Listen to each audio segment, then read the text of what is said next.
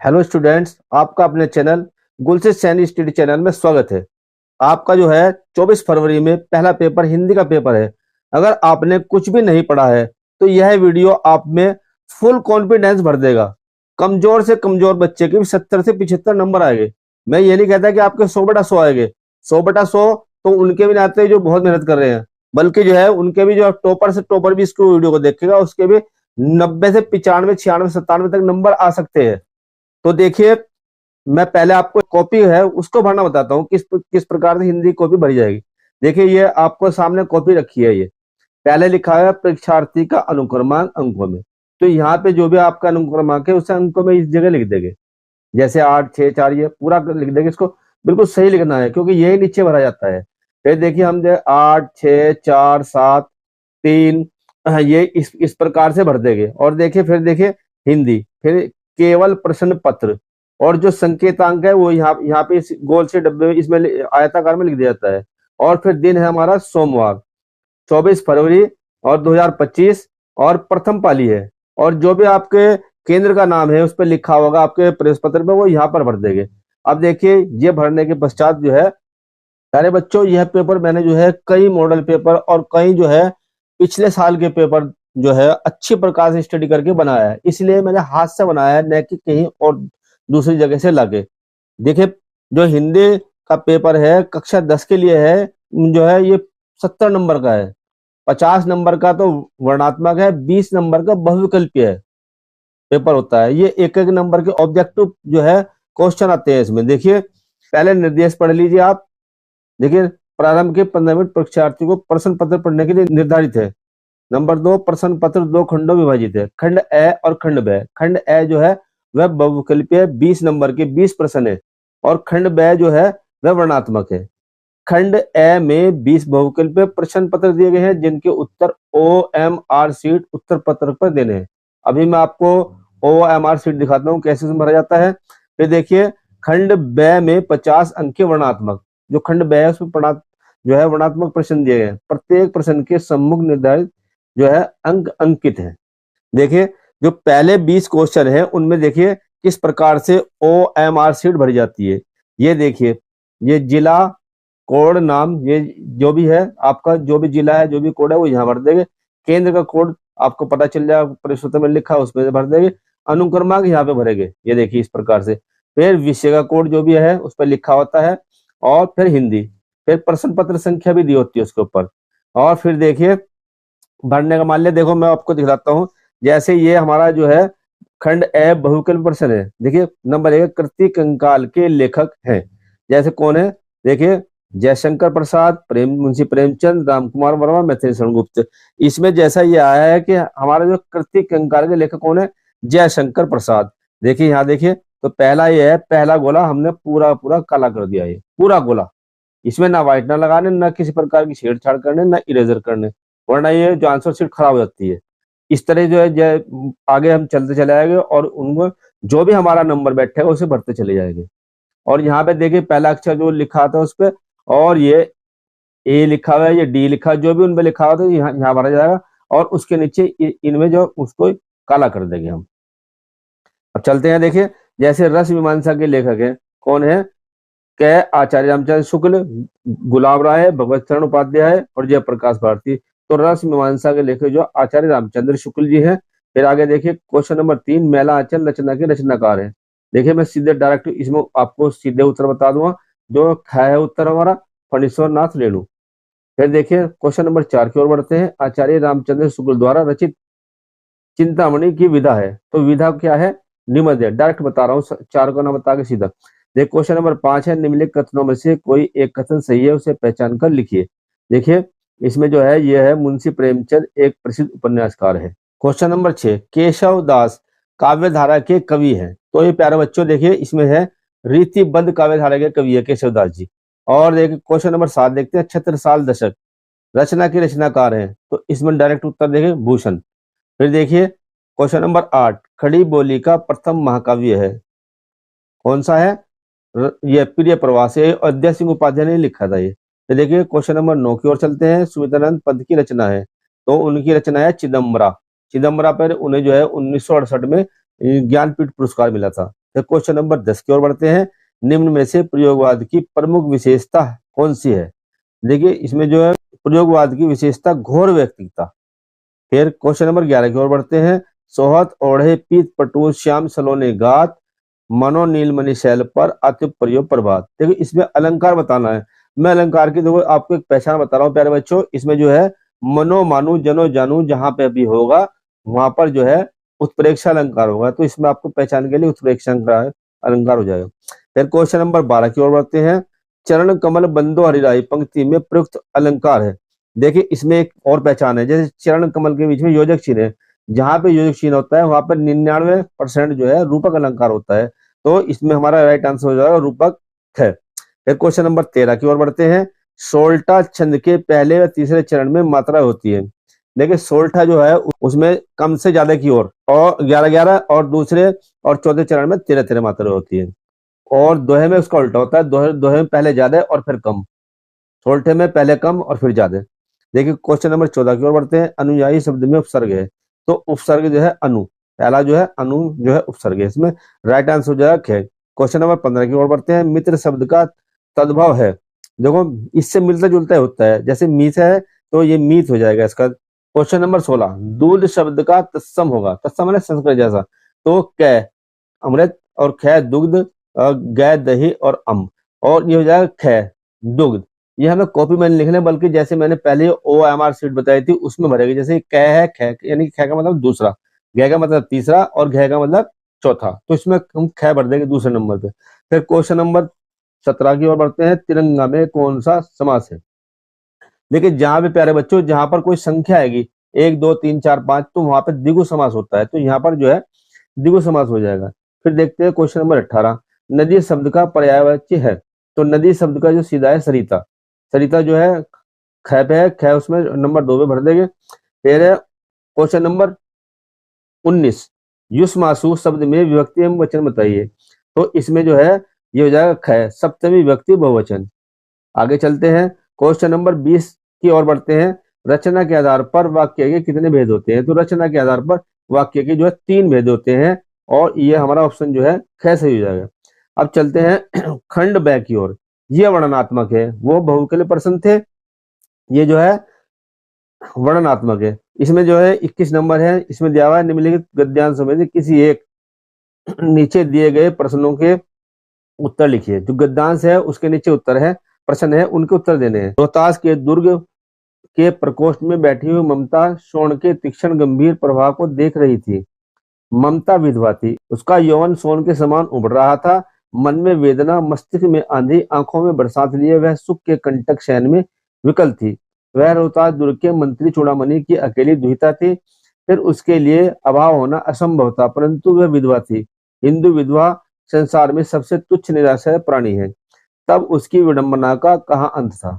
ये देखिए हम पहले गद्यांश पढ़ेंगे, फिर नीचे क्वेश्चन लिखे हुए इनको पढ़ेंगे। क्या प्रस्तुत गद्यांश के लिखे हुए पाठ का नाम लिखिए। फिर है रेखांकित अंश की व्याख्या कीजिए। जो अंडरलाइन हुई रेखांकित है। अब मैं आपको दिखाता हूँ कैसे कैसे भर जाते हैं। देखिए देखिए प्यारे बच्चों, ये खंड ब है, इसमें प्रश्नोत्तर संख्या 21 ऐसे लिख करके जो है इस प्रकार से हमने अंडरलाइन के नीचे कर देनी है। और देखिए यहाँ पे संकेत डालेंगे, जो पहला वर्ड है ये लिख देंगे और जो लास्ट का वर्ड है वो लिख देंगे। देखिए ये लिखा हमने, देखिए संकेत में इस प्रकार से लिखेंगे रोहतास के और डैश डैश करके कहाँ अंत था। फिर क्या लिखेंगे? क्या देखिए प्रस्तुत गद्यांश के लेखक जयशंकर प्रसाद और तथा प्रस्तुत गद्यांश का पाठ है ममता। फिर अगला देखेंगे, ये क्वेश्चन जो है अंडरलाइन हुई है, ये देखिए उसका यौवन सोन के समान उभर रहा था। मन में वेदना, मस्तिष्क में आंधी आगे, आंखों में बरसात लिए है, वह सुख के कंटक शयन में विकल थी। तो ये देखो पढ़ के कुछ हेर फेर के लिखते हैं। देखिए मैंने लिख रखा है रेखांकित अंश की व्याख्या कीजिए। ऐसे मोटे उसमें लिखेंगे काले या नीले वाल पेन उससे पेन स्केच से, और उसके नीचे अंडरलाइन कर देंगे और यहाँ खे डाल देंगे।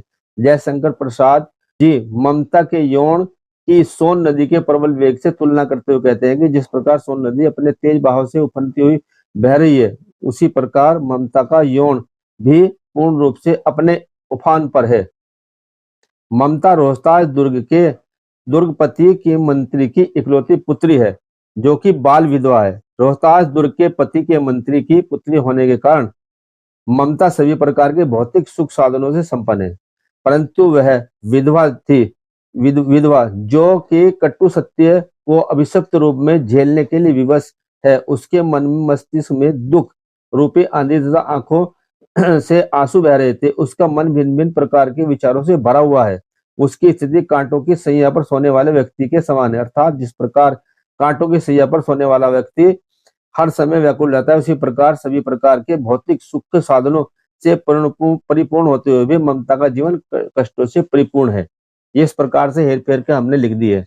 अब आगे देखिए, प्रस्तुत गद्यावतरण में किसके बारे में और क्या कहा गया है। देखिए, प्रस्तुत गद्यावतरण में ममता के विषय में कहा गया है कि ममता हिंदू विधवा है और उसकी दयनीय, शोचनीय, तुच्छ प्राणी के समान जो है जिसे कोई आश्रय नहीं देना चाहता। तो हिंदू विधवा ऐसी होती है और उसे कोई जो है उसकी दशा बहुत ही शोचनीय व दयनीय होती है। अब आगे देखते हैं। देखिए, ये इसमें से एक कर दिया, एक दो में से एक करना होता है। फिर आगे चलते हैं। देखिए, अब ये देखिए, दिए गए क्वेश्चन नंबर 22 दिए गए पद्यांशों में से किसी एक पर आधारित सभी प्रश्नों के उत्तर दीजिए। देखिए, यह चरण कमल बंदो हरिराय, जाकी कृपा पुंग लंघे, अंधे को सब कुछ दर्शाई, बहिरो सुने, गूंगे पुनि बोले, रंग चले सिर चित्र धराई, सूरदास स्वामी करुणामय, बार बार बंदो तिहि पाई। उपयुक्त पद्यांश का संदर्भ लिखिए। प्रस्तुत पद्यांश में सूरदास जी किसके चरणों की बार बार वंदना करते हैं? रेखांकित अंश की व्याख्या कीजिए। देखिए, इसमें 3 प्रश्न है और एक प्रश्न 2 अंक का है। इस प्रकार से 6 अंक का है। ऊपर भी ऐसा ही था, जो है 3 प्रश्न थे, प्रत्येक प्रश्न 2 अंक का था और कुल जो है पद्यांश गद्यांश पद्यांश जो है 6 अंक और 12 अंक हो गए। अब देखिए, इनकी व्याख्या हमने कैसे करी है, ये देखिए। देखिए, ऐसे प्रश्नोत्तर संख्या 22 लिख के इसके नीचे लाइन की ये स्केच से पटरी द्वारा लाइन खींच देगी।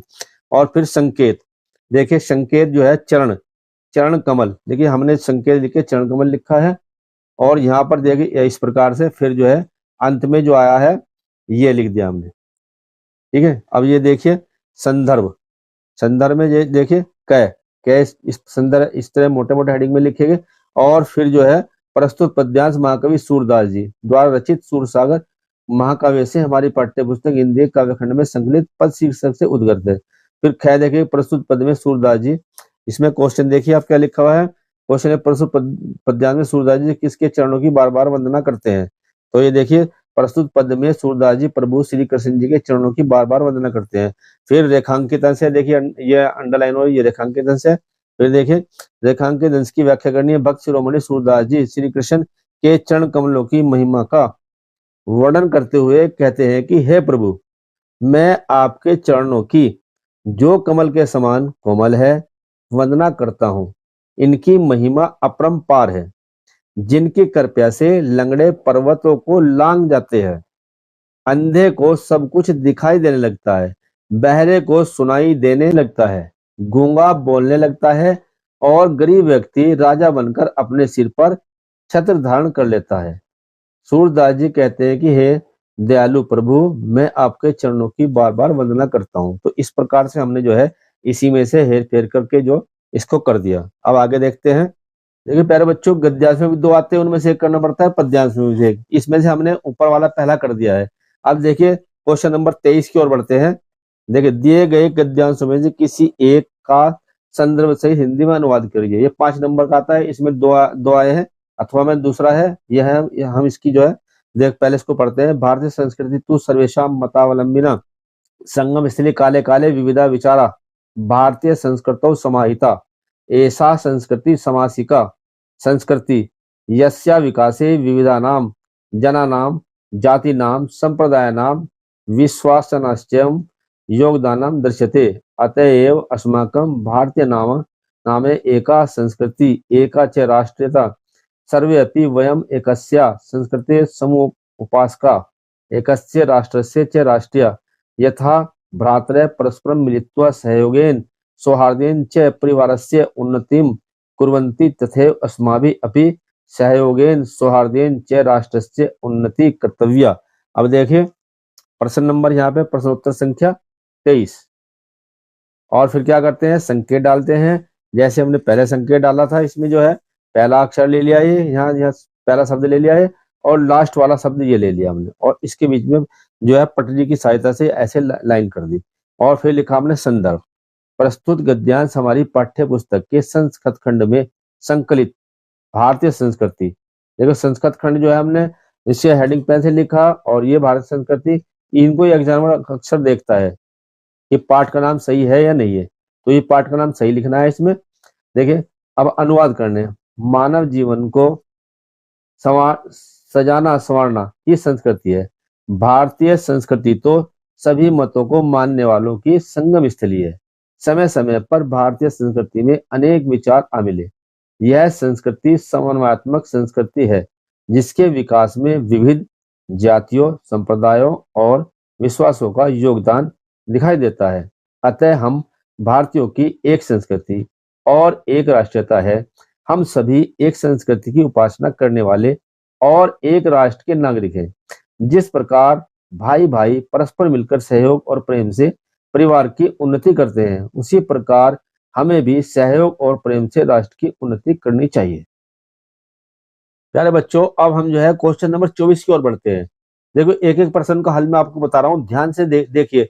अगर आप इस प्रकार से जो है हल करते जाएंगे, आपके बढ़िया से बढ़िया नंबर आएंगे। केवल आपको समझना है, दिए गए पद्यांशों में से किसी एक का संदर्भ सहित हिंदी में अनुवाद कीजिए। देखिए दो हैं, एक तो ये रहा, उत्तरम यतः समुद्रस्य हिमाद्रस्य दक्षिणम वर्षम तदय भारतम नाम भारतीय यत्र संतति। फिर है अथवा, रे रे चातक सावधान मनसा मित्र क्षणम सूर्यताम अम्बोदा बहवो संति गगने सर्वेपि नैद्रसाम केचिदि वृष्टि विदारयन्ति वसुधाम गृजन्ति केचिद व्रथा यम यम पश्यसि तस्य तस्य पूर्तो महा बुरी दिन वचन। देखिए दो है, दो में से एक करना है, तो हम इसको देखते हैं। क्वेश्चन नंबर 24 का नीचे वाला ये देखते हैं। पहले हमने जो है रे रे चातक, पहले तो प्रश्नोत्तर संख्या लिखेंगे ऊपर 24, और फिर लिखेंगे नीचे देखिए संकेत लिखेंगे रे रे चातक। ये देखिए रे रे चातक, और लास्ट वाला यह है बृहदी वचन है। अब देखिए प्रस्तुत संदर्भ लिख देंगे मोटे हेडिंग पेन से, और प्रस्तुत श्लोक हमारी पाठ्य पुस्तक के संस्कृत खंड हमने जो है मोटे नीले पेन से लिखा है। फिर से संकलित, ये पाठ का नाम जो है हेडिंग पेन से लिखा है, नियुक्ति विलास है नामक पाठ से लिया गया है। अब देखिए अनुवाद लिखते हैं। हे चातक, सावधान मन से क्षण भर सुनो। आसमान में बहुत से बादल रहते हैं, पर सभी एक जैसे नहीं होते हैं। कुछ तो वर्षा से पृथ्वी को गीला कर देते हैं, और कुछ व्यर्थ में ही गर्जना करते हैं। अतः तुम जिसको देखते हो, अर्थात किसी को भी देखकर दीन वचन मत कहो। भाव यह है कि हर किसी के सामने याचना नहीं करनी चाहिए, क्योंकि हर कोई दानी नहीं होगा जो हमें कुछ दे दे। तो इसलिए जो चातक पक्षी को जो है समझाते हुए कवि बता रहा है कि उसे किस प्रकार किसके सामने याचना करनी चाहिए और किसके सामने नहीं। प्यारे बच्चों, क्वेश्चन नंबर 25 की ओर बढ़ते हैं। अपने पठित खंड काव्य के आधार पर निम्नलिखित प्रश्नों में से किसी एक प्रश्न का उत्तर दीजिए। देखिए क्षेत्र के हिसाब से है ये खंड काव्य। आपके क्षेत्र में जो भी खंड काव्य लगा है आपको बताओ, उसी का आपको उत्तर देना है। देखिए चरित्र चित्रण सब में आता है और लगभग एक जैसा लिखना पड़ता है। सुभाष के बारे में सुभाष का लिख देंगे, या मेवाड़ मुकुट राणा प्रताप के बारे में आया, हेडिंग वही है, लगभग सेम से हेडिंग होते हैं। अब मैं जो है मुक्ति खंड काव्य, देखिए मुक्ति खंड काव्य के आधार पर नायक या तो नायक देगा या उसका नाम देगा या मुख्य पात्र देगा, तो सब समझना है कि वही है। देखिए ये पहले हम डाल देंगे यहाँ, ये लिख देंगे। और देखिए प्रश्नोत्तर संख्या 25 खंड काव्य मुक्ति दूत, या आपका जो भी है वो यहाँ लिख देंगे, ताकि उसे चेक करने वाले को दिक्कत नहीं होगी कौन सा है। फिर मुक्ति दूत खंड काव्य के रचनाकार डॉक्टर राजेंद्र मिश्र है, खंड काव्य के नायक है। इस खंड काव्य के नायक जो है वो कौन है? इस खंड काव्य में गांधी जी की चारित्रिक विशेषताओं का वर्णन किया है। ये तो रचनाकार हैं और गांधी जी इसके नायक हैं। नायक के चरित्र की विशेषताएं निम्नलिखित है। नंबर 1 देशभक्त, सारे नायक जो है जितने भी है वो देशभक्ति है। गांधी जी की प्रथम विशेषता थी कि वे अपने देश भारतवर्ष के प्रति अत्यधिक देशभक्ति रखते थे। वे देश पर सदा अपने प्राणों को न्यौछावर करने के लिए तैयार रहते थे। ब्रिटिश सरकार के अनेक जुल्मों को सहकर अंत में देश को आजाद करा। देशभक्ति के कारण ही उन्हें अपनी जान गंवानी पड़ी। फिर महान व्यक्तित्व, सारे महान व्यक्तित्व होते हैं। देखिए गांधी जी भले ही पतले दुबले थे, परंतु उनमें अजीब आत्मशक्ति थी। इसी के बल पर उन्होंने ब्रिटिश सरकार से टक्कर ली। अंग्रेज सरकार भी गांधी गांधी के व्यक्तित्व से घबरा गई थी, इसी कारण उन्हें बार बार कारागार में डाल देती थी। देखिए आत्मविश्वासी, जितने भी नायक है हमारे आत्मविश्वासी है सभी। गांधी जी बहुत ही आत्मविश्वासी थे, उन्हें पूरा विश्वास था कि एक दिन भारत अवश्य ही आजाद होगा। इसी का वर्णन कवि ने इस प्रकार किया है। आजादी हमको शीघ्र मिले, यह पहली मांग हमारी है। दिल्ली में हो शासन अपना, यह मांग दूसरी प्यारी है। देखिए प्यारे बच्चों, यह है मातृ पितृ भक्त। जो नायक होते हैं अपने मातृ पितृ भक्त होते ही है। महात्मा गांधी बचपन से ही जो है संस्कारित थे। वह श्रवण कुमार और सत्य हरिश्चंद्र के जीवन चरित्र से बहुत प्रभावित थे, यही उनके आदर्श थे। वह अपने माता पिता से अत्यधिक प्रेम करते थे। जिस प्रकार श्रवण कुमार अपने माता पिता को कांवड़ में बैठाकर तीर्थ यात्रा करा रहा था, उसको देखकर श्रवण कुमार की तरह ही माता पिता की सेवा करना चाहते थे। देखिए क्वेश्चन जो है हेडिंग नंबर 5, अनुपम त्यागी। नायक जो होता है वो त्यागी भी जरूर होते हैं। गांधी जी का विशेष गुण था कि वह देशवासियों के लिए सब कुछ त्याग करने के लिए हमेशा तत्पर रहते थे। स्वतंत्रता संग्राम में उन्हें अनेक कष्टों को झेलना पड़ा। उन्होंने देश के लिए अपने सुखों का त्याग किया, कई बार जेल जाना पड़ा, पत्नी वियोग सहना पड़ा। वह तो सब कुछ त्यागने के लिए सदैव प्रस्तुत रहते थे। अगला हेडिंग है धैर्यवान। नायक जो धैर्यवान भी रहते हैं। गांधी जी का विशेष गुण था धैर्य। धैर्य के बल पर ही उन्होंने शक्तिशाली, सभी साधनों से संपन्न अंग्रेज सरकार को हराया। अंत में धैर्य के बल पर ही गांधी जी अंग्रेजों को भारत से बाहर कर सके। अंतिम हेडिंग है जो है दूरदर्शी। गांधी जी हमेशा दूर की सोचकर चलते थे। उन्हें भारत के बारे में पता था कि यहाँ की जनता एकजुट होकर अहिंसा रूपी अस्त्र के द्वारा ही ब्रिटिश सरकार को हरा सकती है। अंत में गांधी जी की दूर की सोच से ही स्वतंत्रता मिली। इस प्रकार गांधी जी में स्वदेश प्रेम, आत्मविश्वास, देश के प्रति त्याग, माता पिता के प्रति भक्ति आदि भावनाएं जो उन्हें महान बनाने के लिए पर्याप्त है। तो ये हमारा जो है खंड काव्य का नायक का चित्रण हमने जो है अच्छी प्रकार से देखा। इसकी हेडिंग देखे। प्यारे बच्चों क्वेश्चन नंबर 26 की ओर बढ़ते हैं। क्या दिए गए लेखकों में से किसी एक लेखक का जीवन परिचय देते हुए उनकी प्रमुख रचना का उल्लेख कीजिए। ये 5 नंबर का आता है। देखिए पद्मलाल नंबर 1, नंबर 2 है जो है जयशंकर प्रसाद, नंबर 3 डॉक्टर राजेंद्र प्रसाद। तो हम जो है ये देखिए हमने लिखी प्रश्नोत्तर संख्या 26 क्या है, इस प्रकार से लिख करके और नीचे जो है पटरी की सहायता से, फीटे की सहायता से लाइन डबल लाइन खींच देंगे। जीवन परिचय लिख के इसके नीचे double line, doctor Rajendra Prasad लिख के इसके नीचे डबल लाइन, और इस प्रकार से एक बॉक्सा बना लेंगे और उसमें स्मृति बिंदु लिख देंगे। जन्म कब हुआ? सन 1884 ईस्वी। जन्म स्थान जीरादोई ग्राम बिहार, ग्राम जीरादोई ग्राम, और बिहार का जनपद है छपरा। पिता है महादेव साहे। और शिक्षा ये हेडिंग में लिखेंगे MA LLB। मृत्यु है 28 फरवरी 1963 ईस्वी। लेखन विधा जो थी पत्रिका एवं भाषण।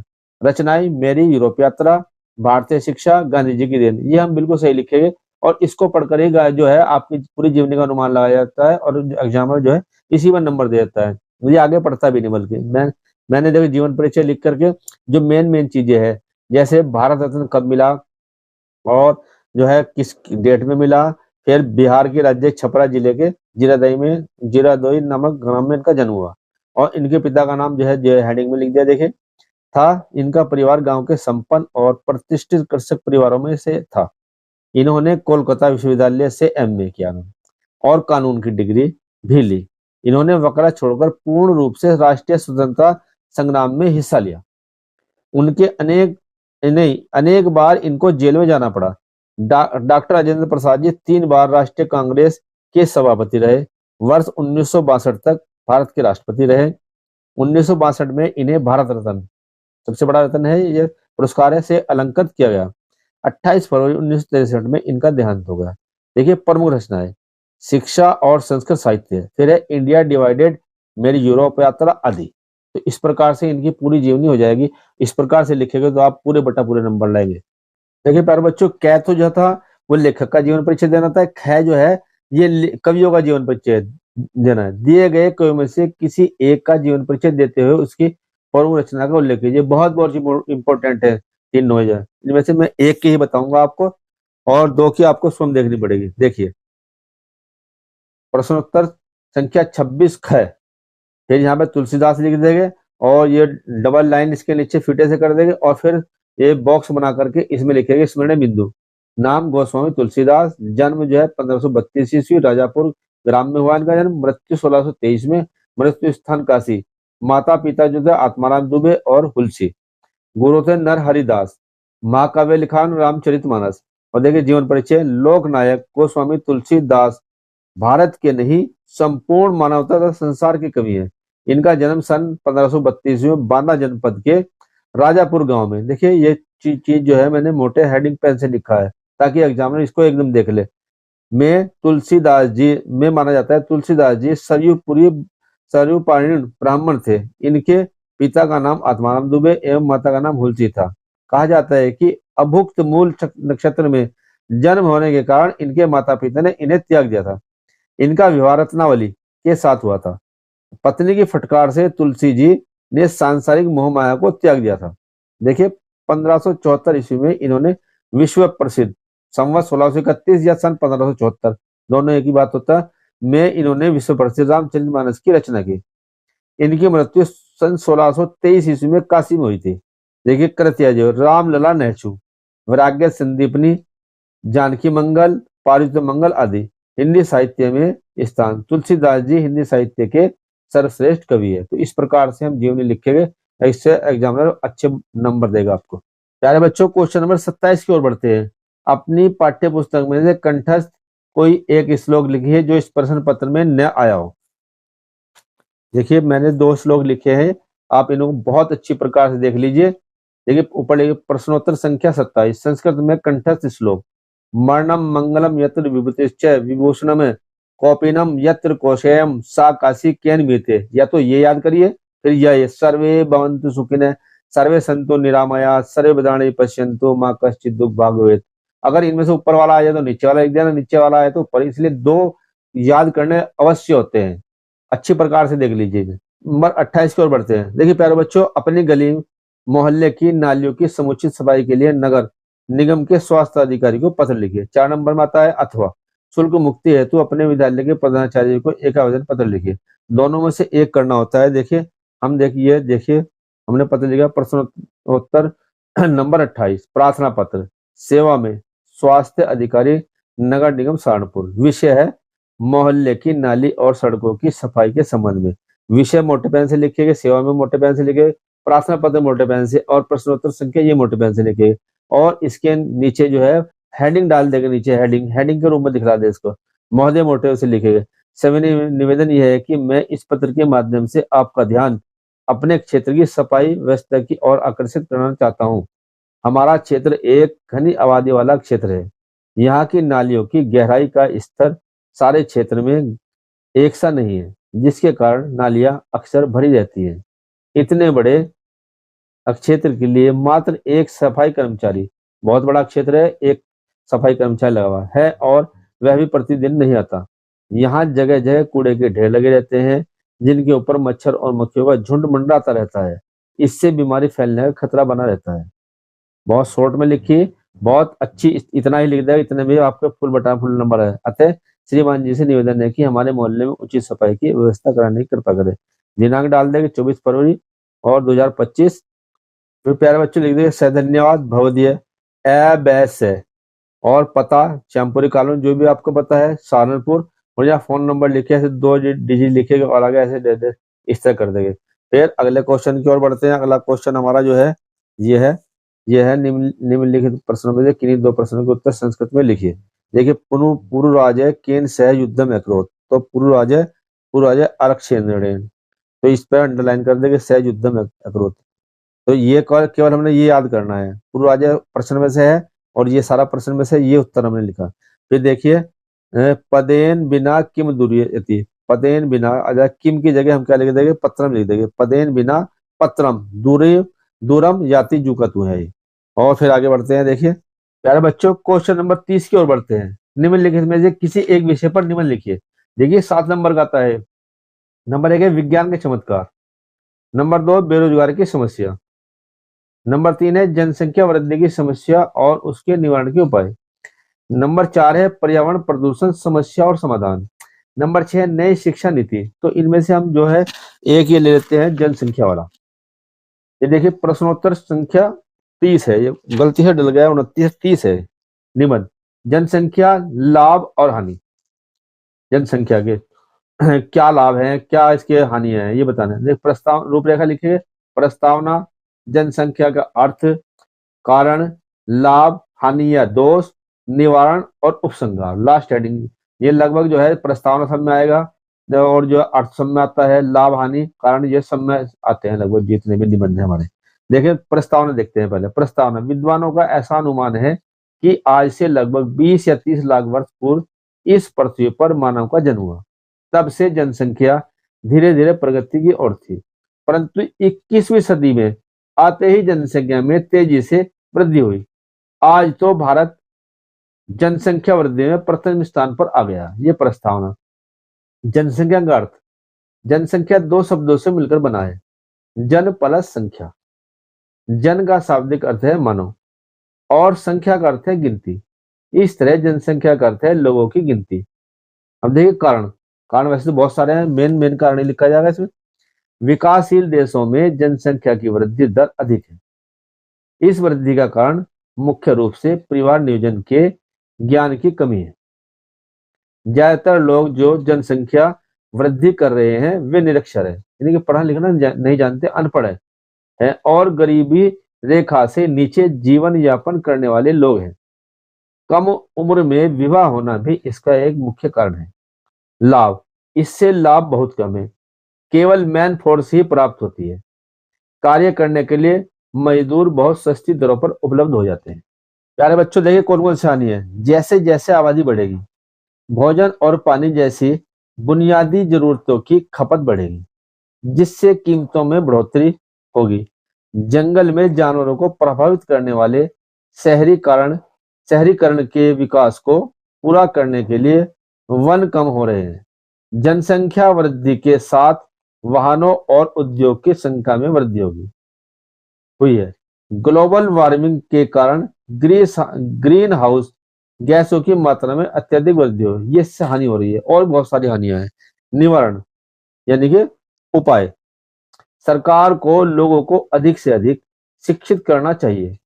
जनसंख्या वृद्धि के दोषों से गरीब जनता को परिचित कराना, परिवार नियोजन के लाभ बताना, परिवार नियोजन के कार्यक्रम बनाकर 1 या 2 बच्चों के लाभ बताकर जनसंख्या नियंत्रण करना। शिक्षा में सुधार होने से लोग परिवार नियोजन को स्वतः ही अपना लेंगे, जिससे जन्म दर कम हो जाएगी। उपसंहार, इस प्रकार पूर्ण रूप से विचार करने के पश्चात स्पष्टतया यह ज्ञात होता है कि जनसंख्या वृद्धि के साथ साथ और समस्याएं भी उत्पन्न हो जाती है। इस समस्या के समाधान के लिए जनसंख्या नियोजन आयोग की स्थापना होनी चाहिए। लोगों में शिक्षा का प्रचार प्रसार होना चाहिए। बाल विवाह को कठोरता से बंद कर देना चाहिए। तो प्यारे बच्चों इस प्रकार से हमने जो है हिंदी के कक्षा 10 के पूरे प्रश्न पत्र को जो है 1 बाय 1 जो है पूरे इसको सॉल्व किया और आपने इसको अच्छी प्रकार से इसको देखा व सुना। आप भी इसी के प्रकार से इसको प्रश्न पत्र को सॉल्व करना है। अगर ऐसे ही आप सॉल्व करेंगे तो आपके अच्छे से अच्छे अंक आएंगे। अगर आपको यह वीडियो पसंद आए तो वीडियो को लाइक कीजिए, चैनल को सब्सक्राइब कीजिए और अपने दोस्तों से शेयर भी अवश्य कीजिए। जब आप उनसे शेयर करेंगे तो वो भी आपको कुछ ना कुछ जरूर देंगे। तो इस प्रकार से जो है आपकी दोस्ती भी बढ़ेगी और एक दूसरे पर शिक्षा का प्रसार भी होगा। धन्यवाद।